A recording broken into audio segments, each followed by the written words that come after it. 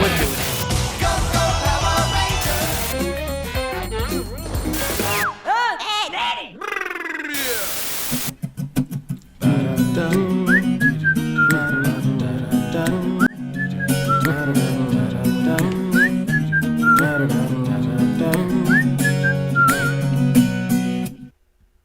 Come in, Earth.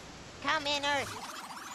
Come in, Earth. Repeat. Come in, Earth. No response.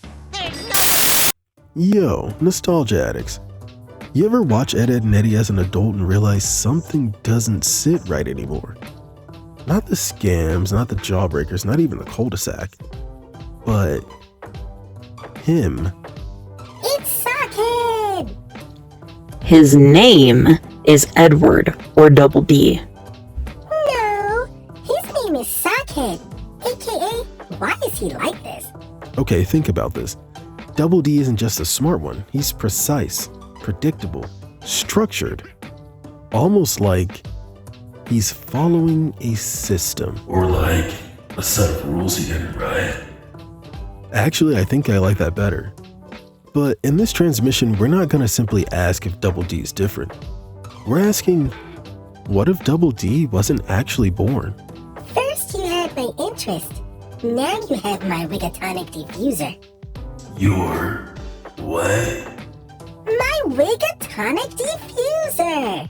Gosh, keep up. I expect more from you, Cassette. Oh, okay. I mean, I don't know what that is, but I mean, you do you. Well, now that we got that out of the way, let's lock in on the most important piece of evidence first.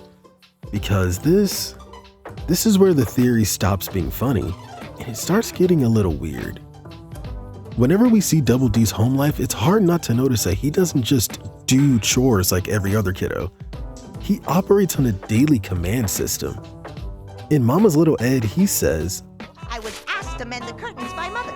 Every child should start their day by completing the tasks set upon them by their parents. And then he checks his notes like there's some sort of instructions. Daily routines initialized. Task queue, clean, organize, exist. Exactly. And here's a part people tend to forget. He doesn't question them. Ever. Even when they're unreasonable. Even when they're excessive. Even when they're fake. And that's critical, because in that same episode, Ed and Eddy forge notes, and he follows them. No questions asked. Yes, exactly. This isn't simple obedience we're talking about. That's input recognition. So like, if the command looks right, the system accepts it? Or is he like, responding to a format? And to go even further, the episode summary says that he spends over 2 hours each day completing note-based chores, and the sticky notes page says he never fails to complete the task, even when they are difficult or unusual. That's canon behavior, not some fan extrapolation. It makes this whole strict kid with chores feel more like input command output. Ed and Eddy are even able to hijack the system by forging fake notes, only for Double D to obey them. That makes him read less like a rebellious kid and more like a character whose behavior can be redirected through, as mentioned by Cassette, the correct command format. Which in turn raises a wild question. Is Double D listening to his parents, or is he responding to a format? He doesn't need authority. He needs proper syntax.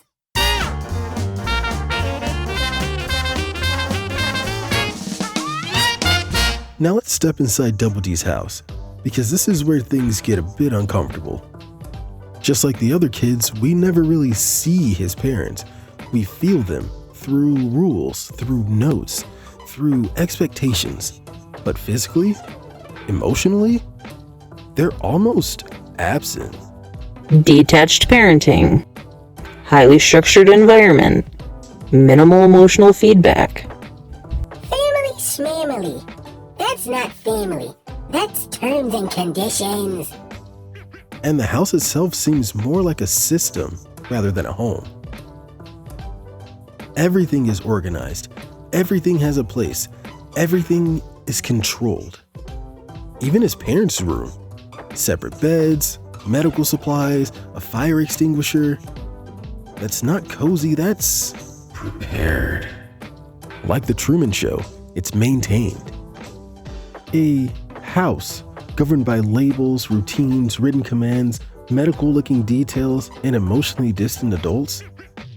I'm not saying it's a laboratory, but It is somewhere that Dexter would work. Or live. I meant live, not work.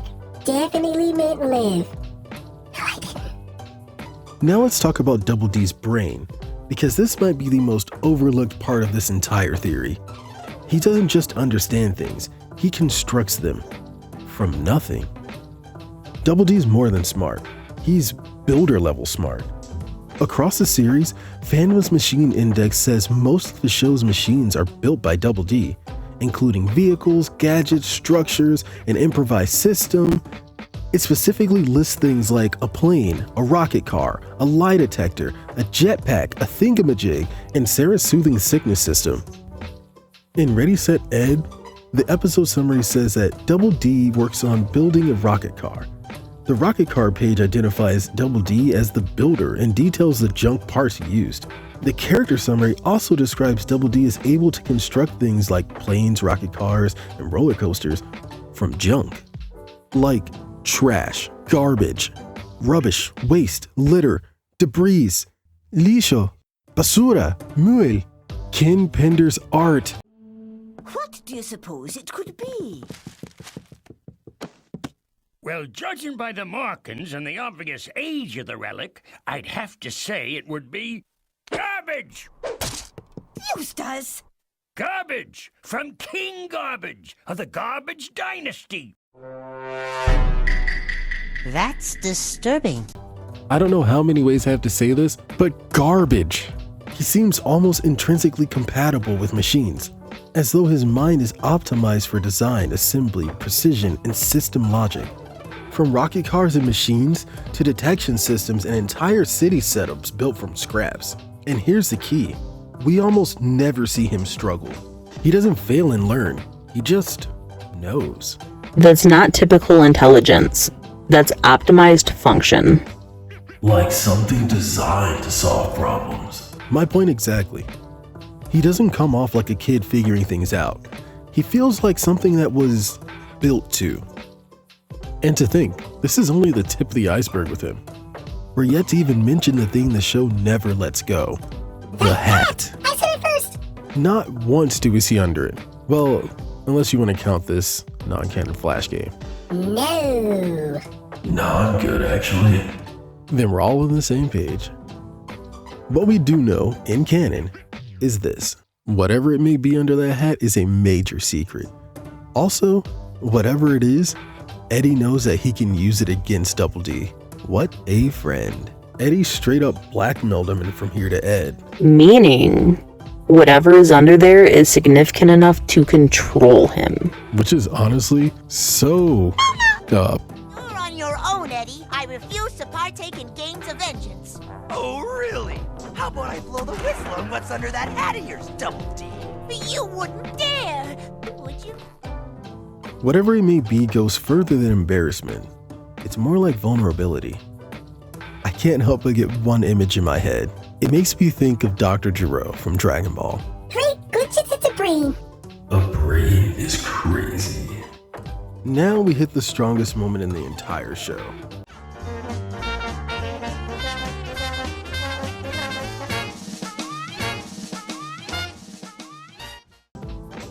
Double D can't shower and he becomes unhinged.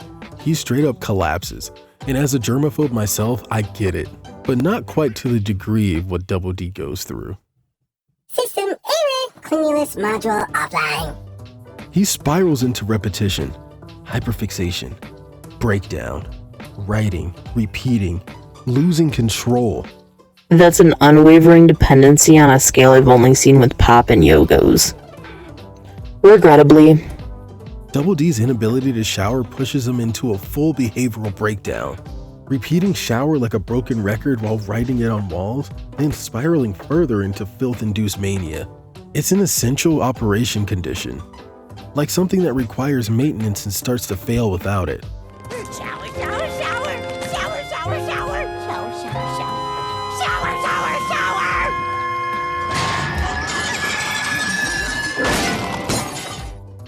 But this isn't the only time where Double D actually had this sort of failure.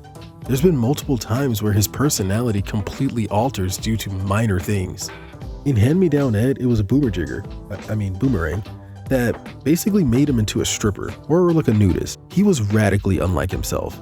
And then there was Fistful of Ed, where, just like other machines, he was misunderstood for being violent. Wait, maybe his parents work for Skynet. Dude. Now let's pull back because this is important. Danny Antonucci, the show's creator, based him on real-life traits. His personality, real. His habits, also real. Even the sticky notes, inspired by actual childhood experiences. So, the simplest answer is he's a human shaped by extreme structure. A human with suspiciously robotic tendencies? I think not. Either way, that's what makes this sort of thing fun. You don't need Double D to literally be a robot in the show for the show to make you feel like maybe he is a robot. Double D is a kid or robot that follows commands without question, lives in a controlled system, builds machines effortlessly, hides something under that hat, and breaks down without routine. If you ask me, that's not random. That is design. Whether he was built or shaped, something made him this way. So maybe the real question isn't, is Double D a robot? What if the show is asking, what happens when a kid is treated like one? Nerd! That was actually a good point. If you like the video, leave a like, comment, subscribe. We actually want to hear what you think about this. Do you think Lee is crazy? Anyways, bye until next time. Thanks for stopping by. I'll see you in the reruns. Bang. See ya. You're welcome. Toodles.